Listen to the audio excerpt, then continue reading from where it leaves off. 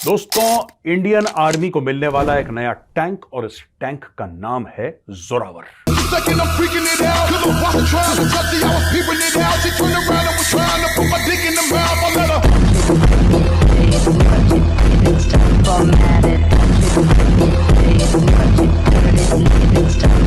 Tank हमने बनाया या इंडिया ने बनाया?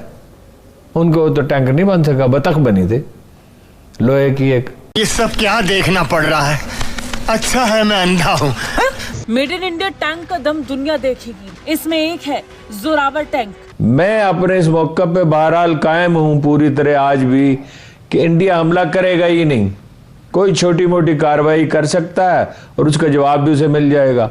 और वो मानते थे कि पाकिस्तान कुछ नहीं है, ये चींटियां, लश्कर तैयबा, जैश ए मोहम्मद, ये सब ये छोटी मोटी ये छिछोरी हरकतें पाकिस्तान कर सकता है।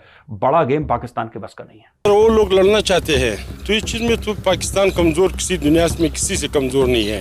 तो इंडिया क्या है? इंडिया हमारे सामने और हमारी फौज के सामने। याद है ना क्या लेक्चर था? टैंक चलने के काबिल नहीं है, तो आप कह रहे हैं कि मूवमेंट के लिए मेरे पास डीजल नहीं है। बेशक उन्होंने कहा कि पाकिस्तान इंडिया से जंग नहीं लड़ सकता, कि पाकिस्तान के टैंक्स ऐसी हालत में नहीं है और ना ही हमारे पास फ्यूल है और ना ही हमारे पास असला और बारूद बहुत बड़ी तादाद में मौजूद है।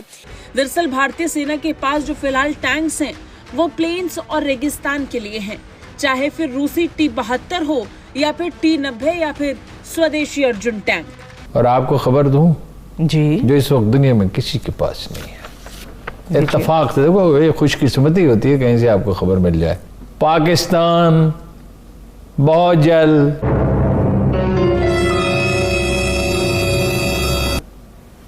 खुद बना लेगा। जी जबरदस्त अरुण साहब। ये नए टैंक की जरूरत भारतीय सेना को क्यों पड़ी, इसके पीछे कारण क्या थे और ये नाम आया कहां से? बड़ा इंटरेस्टिंग नाम नहीं है जोरावर?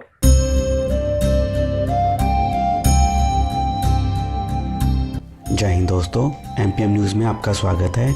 जैसा कि आप लोग जानते ही होंगे कि पहले ही डीआरडीओ ने 100 दिन के अंदर एक मेड इन इंडिया राइफल बनाकर तैयार कर दी। अब एक और खबर निकलकर सामने आ रही है कि डीआरडीओ ने एक लाइट टैंक बना लिया है जिसका नाम है जोरावर, जो कि भारत माउंटेन्स पर लड़ाई में हेल्प करेगा, क्योंकि भारत के पास जितने भी टैंक हैं वो काफ़ी भारी टैंक हैं जिनको माउंटेन्स पर ले जाना काफ़ी मुश्किल होता है। लेकिन ये टैंक आने के बाद भारत, पाकिस्तान और चाइना के बॉर्डर पर आसानी से इस टैंक को ले जाया जा सकता है। ये खबर सुनने के बाद पाकिस्तानी मीडिया में तो हलचल मच गई है। लेकिन ये टैंक चाइना बॉर्डर के लिए बनाया गया है, लेकिन पाकिस्तान को तो अपना डर लगा ही रहता है। आपको क्या लगता है? अपनी राय आप हमें कमेंट कर ज़रूर बताइए।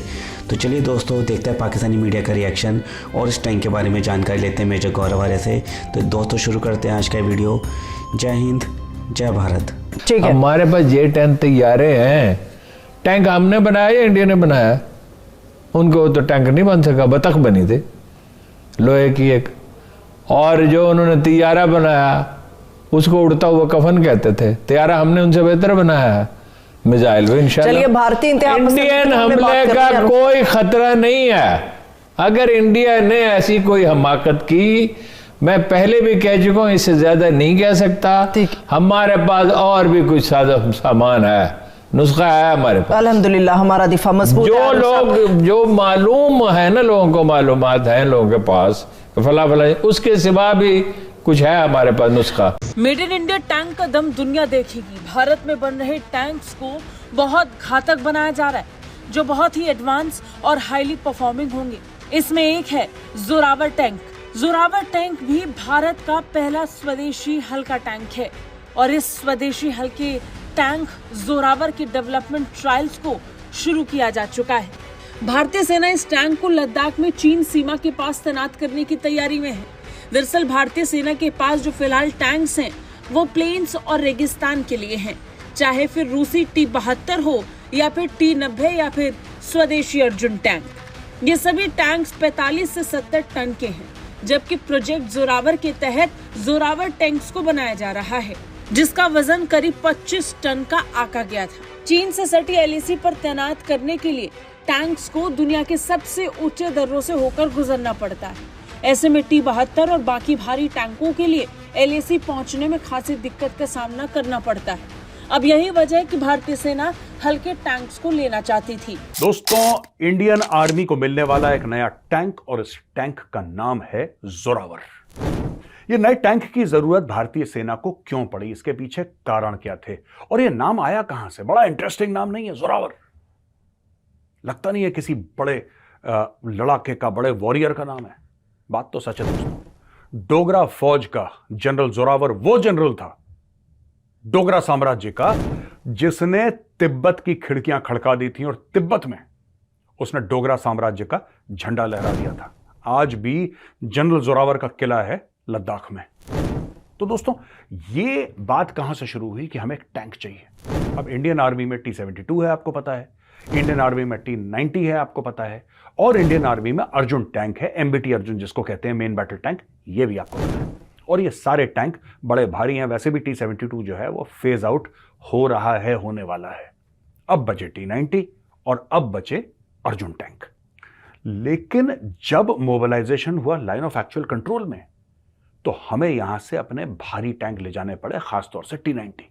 और हम भारी टैंकों को ले गए ऊपर ऊपर ऊपर ऊपर ऊपर ऊपर, और वहां पे अब डायरेक्टली आप ले नहीं जा सकते। तो आप क्या करते हैं, फिर टैंक को खोलते हैं, उसके अलग अलग पुर्जे करते हैं, अलग अलग एयरक्राफ्ट में, अलग अलग गाड़ियों में रख के ले जाते हैं, फिर वहां पे जोड़ते हैं, फिर वहां पे पूरा टैंक तैयार होता है। लेकिन ये बड़ा कंबरसम प्रोसेस है। तो जब भारतीय सेना को ये लगा कि यार चाइना जो है वो लाइट टैंक्स डिप्लॉय कर रहा है, हमने तो कभी ये सोचा नहीं था कि पहाड़ों में हम लोग लाइट टैंक्स डिप्लॉय करेंगे। दोस्तों, कभी इतना हम लोगों ने इस चीज की प्लानिंग नहीं करी थी, क्योंकि कभी सोचा नहीं था कि ऐसा भी करना पड़ेगा, जबकि हमारे ही इतिहास में एक ऐसी लड़ाई हुई है जहां पे हमने ऊंचाइयों पर टैंक डिप्लॉय करे हैं। दोस्तों, ये थी 1948 की बैटल ऑफ जोजिला। जोजिला पास पे लड़ाई हुई थी, जहां पे पाकिस्तानी, जाहिर सी बात है, कश्मीर हासिल करने के लिए पाकिस्तान ने अपनी फौजें भेजी, इन्फिल्ट्रेटर्स भेजे, और पाकिस्तान को लग रहा था कि यार यहां से ना हम भारतीयों को धकेल देंगे।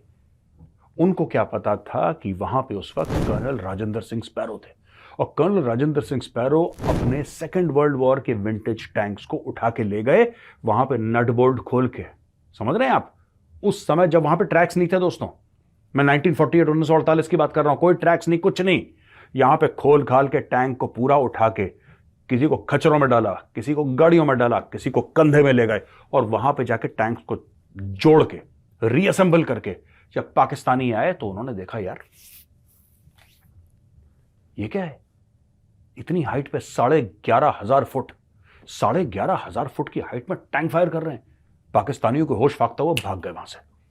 तो ये भारतीय सेना कर चुकी है दोस्तों, ऐसी बात नहीं कि भारतीय सेना ने कभी नहीं करा। लेकिन बीच में क्या हुआ कि वो कॉन्सेप्ट खत्म हो गया और आपने बोला कि प्लेन्स में होते हैं टैंक्स। लेकिन जॉर्ज फर्नांडिस साहब को सब पता था, ठीक है, he knew everything, he was a great visionary, he was a great man. उनको सब पता था कि क्या होने वाला है। तब उन्होंने बता दिया था उस समय कि तुम्हारा जो प्राइमरी थ्रेट है, आज चाइना चुप है, ठीक है, लेकिन एक बात ध्यान रखना, तुम्हारा प्राइमरी थ्रेट चाइना होगा, पाकिस्तान नहीं होगा।